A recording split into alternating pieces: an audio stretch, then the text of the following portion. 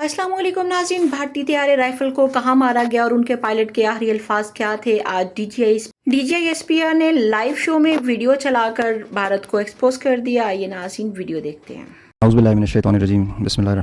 Ladies and gentlemen, I am the Deputy Chief Air Operations. On behalf of the Chief of the Air Staff and the whole Pakistan Air Force, I would like to avail this opportunity to first of all thank Allah, the Almighty,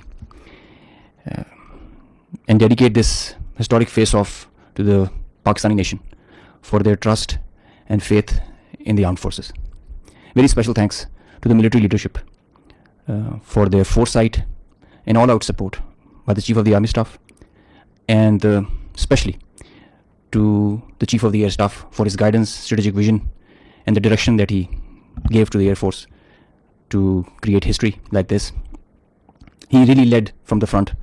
He was involved all the way during this operation, spearheaded it, choreographed it. We call it the new art of war. This BVR fight of a couple of dozens up to 70 from their side, about 40, crossing 100, is the first ever in the history of aviation. It is going to be taught as a textbook case and a study and a reference material in the aerial combat history. I will distill some tactical details for you because they impact on the larger strategy, and run through very quickly so as to bring you all up to speed on what happened and how did it happen. This is the Indian side, this is the Pakistani side. We had some gaps in the north, center, south in AEW just to support it. And the IF fighters started an initial build-up that was picked up from the north and the center across IB at 0010 hours. And by that time, PAF had initiated its response within 2 minutes. By 0012, our response was activated. The IF started to get their fighters get airborne in large numbers. By the time it has come to 12:30, we were pretty sure that this is going to be the day and the time to knock some sense into these guys once again. So we commenced our multi-domain operations, the pride and joy and the new concept of war that we have. This is the picture that's getting jumbled up. We have huge number of IF fighters that are stacked up in azimuth and in vertical all across, and the PF DCA response is in position. The complete package, when it gets into shape, it is on 4 axes, and we perceive that they will have 4 incisions just to embroil.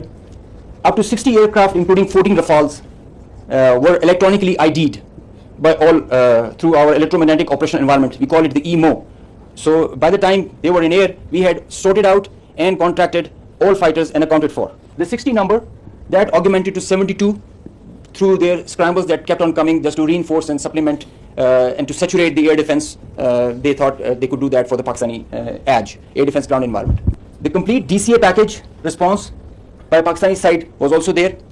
We had 42 high-tech aircraft on our side, and the strategy was to have force concentration in our selected AOR and fight at our own strength.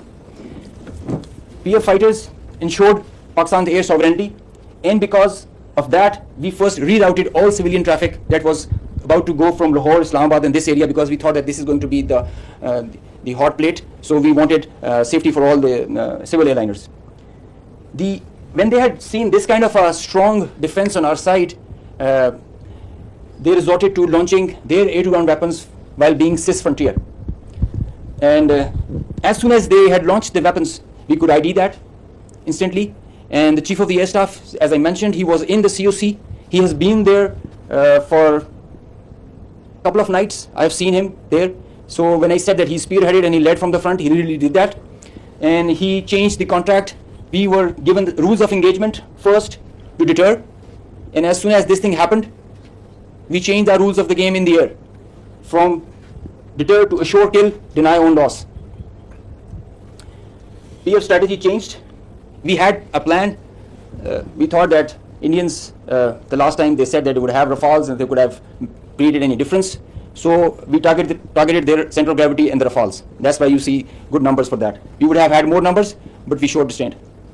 Ladies and gentlemen, the thing about this whole playtime was this thing lasted for more than an hour. With so many large number of aircraft, so many large number of aircraft on both sides, with so many grinds, and the flow of the BVR, the modern warfare has changed so much that the long stick, the employment is if you don't shoot, you get shot. So that is why the art was to employ them optimally. And that was a big challenge for us. That is why I say that it has never happened before. These are the locations with the range bearing, electronic ID that we think that we are sure that we have shot. A MiG-29 was shot 8 miles from LOC, bearing 24320 nautical miles from Srinagar. A Su-30 was shot 192, 19 miles, 25 miles from LOC. We have the exact details because you cannot, in the modern battlefield, you cannot conjure up things out of imagination. You have an electronic ID. The aircraft gets picked up by his data link. As soon as you put on your radar, you show yourself, and nobody can hide, nobody can deny that. A Rafale was shot 54 miles from LOC in Srinagar. So you can have all these details. We have exact range bearings because and when you employ your weapon, you know exactly when the missile is getting active, when it is getting and the blip is disappearing, which is verified as you get down for the debrief. So none of the claims have any fat in them. So they are pretty clear, pretty concise, pretty accurate. And I have a audio from a Rafale formation that I will share. The call sign is Godzilla. As soon as those animals are extinct, so this one also got extinct. Please play.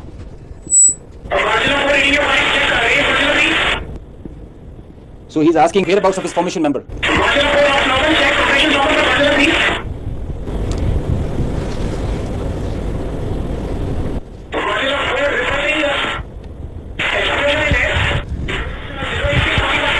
So the formation knows, his leader knows that his number, one of his flight member is not there. They have an RT. This is the original RT that they are exchanging, and they're asking about his position. He's giving his own operations as fine, but he has claims that I've seen an explosion in the air. And I will share this detail. This is a long RT that we have. If we can hear one RT of one formation member, we can hear all of them in panic and in distress. So the idea was to just to apprise you guys and to share with you how complicated this was. How if this example can be taken not to do when you know that the adversary has the long stick. But I must say that it is not the equipment that matters all the time. It is the training, it is the leadership that gives you the direction and the ownership that it shows. That's what matters. And the training, the operational competence that the whole formation has. And I hope they are slow learners, but I think they can get the drift of not doing it again. And I will share this detail. This is a long RT that we have. If we can hear one RT of one formation member, we can hear all of them in panic and in distress. So the idea was to just to apprise you guys and to share with you how complicated this was. How if this example can be taken not to do when you know that. जी तो नाज़रीन, ये थी आज की video. उम्मीद करती हूँ आप लोगों को वीडियो अच्छी लगी होगी। वीडियो के बारे में अपना फीडबैक जरूर दीजिएगा। मिलते हैं अगली वीडियो में, तब तक के लिए खुदा हाफिज़।